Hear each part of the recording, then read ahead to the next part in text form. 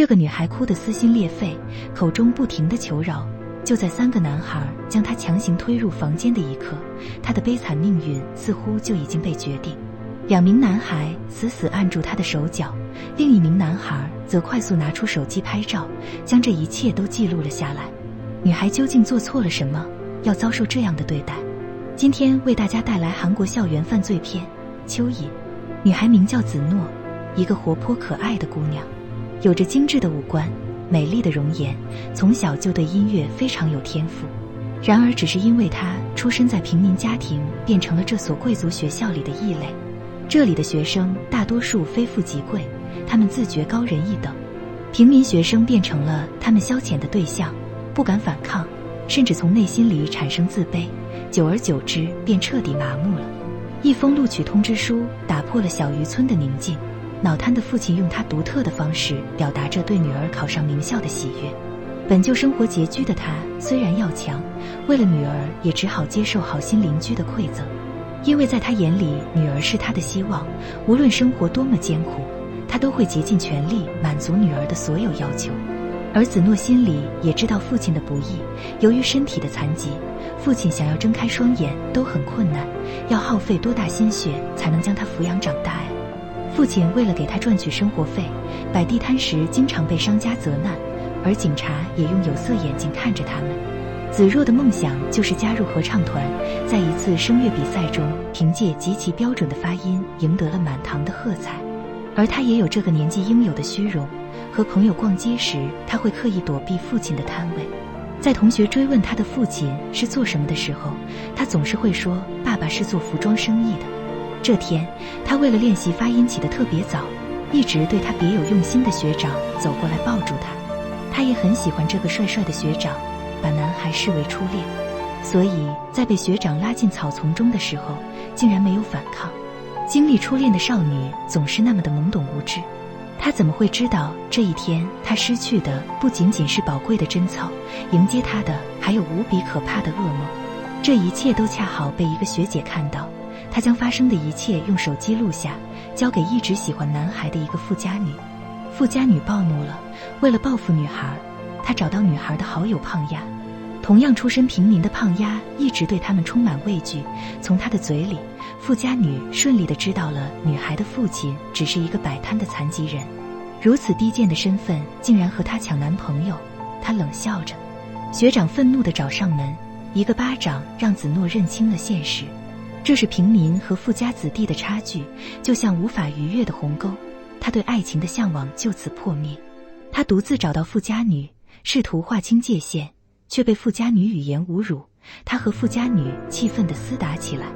养尊处优的富家女虽然不是他的对手，但他有一对身居高位的父母，他们以退学相威胁。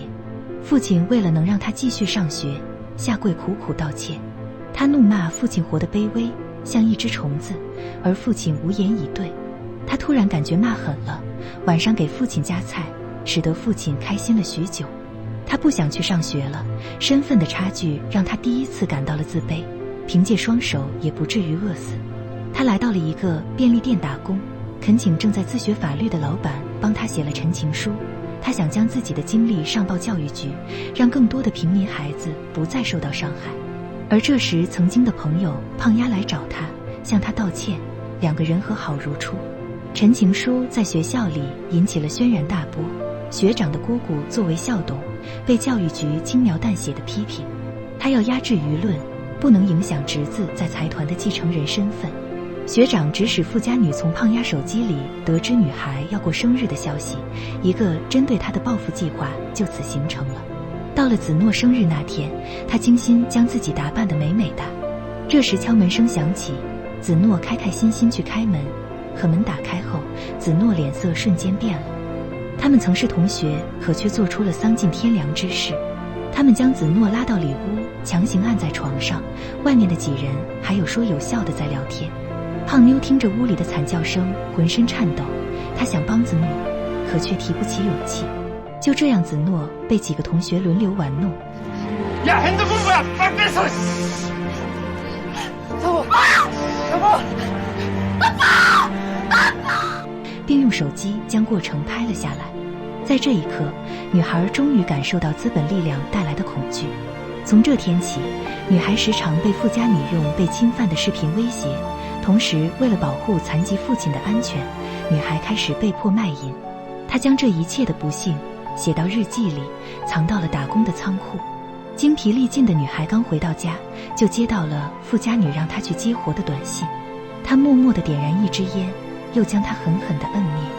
充满绝望的她再也忍受不住，从楼上跳下，告别了这个黑暗的世界，像花一样充满着梦想的少女就此陨灭。看着女儿冰冷的尸体，父亲忍受着法医的闲言碎语。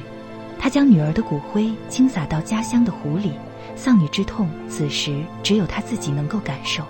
女孩的同事在仓库里发现了日记，经老板之手转交给了他的父亲。含泪的父亲看着日记，想起父女之间的一点一滴。日记本里详细地记录着女儿受到的屈辱，在女儿最需要帮助的时候，他却不在。他一瘸一拐地来到学校，却被校方指为污蔑，他只能大喊胖丫的名字。他希望能从女儿的朋友那里得到确认。被驱赶的他来到了警局，没想到警察也不受理，还说他的女儿是个卖淫女。可信的警察，安全的国家，此刻都是讽刺的气息。胖丫终于良心发现，找到他忏悔，每一句话都刺伤着他的心。他要为女儿的不公复仇，要让暴徒血债血偿。胖丫将几个女孩约到学校的天台，父亲突然出现，向他们的身上浇上了硫酸，女孩们发出凄惨的惨叫声。刚刚回国的学长从电视里得到女孩们被泼硫酸的消息，突然就被撞晕了过去。等他醒来，所有欺负女儿的男生已经被绑到湖边的小屋里。在男孩们互相推诿的时候，他气愤地将他们灭口。他将鱼钩放到学长的嘴里，将它制成鱼饵，然后丢下湖面。女儿的一颦一笑再次出现在脑海中，而曾经的快乐日子已经一去不复返。于是他毅然地投湖而死。这是一个悲伤的故事，有的人天生拥有富足的家庭，便肆无忌惮地对弱小者展开霸凌，而作为普通大众的我们，更应该培养孩子们的维权意识，对不公平勇敢地拒绝。希望这种惨剧永远不再发生。好了，故事到这就结束了。这里是哪吒剪影，感谢您的关注与点赞，我们下期再见。